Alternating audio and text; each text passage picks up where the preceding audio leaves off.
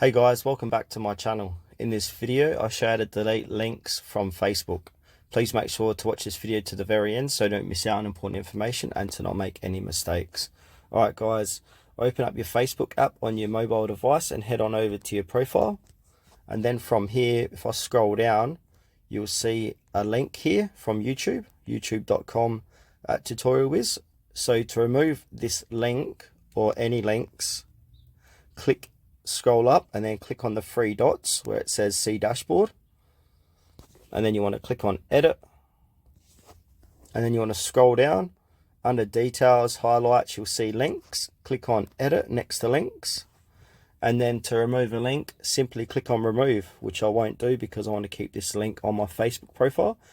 Or you can remove any links from here. So yeah, that's it guys for this quick tutorial how to delete links from your Facebook profile. Thanks for watching this tutorial to the very end. Please consider to like this video and subscribe to our channel if you found it was helpful.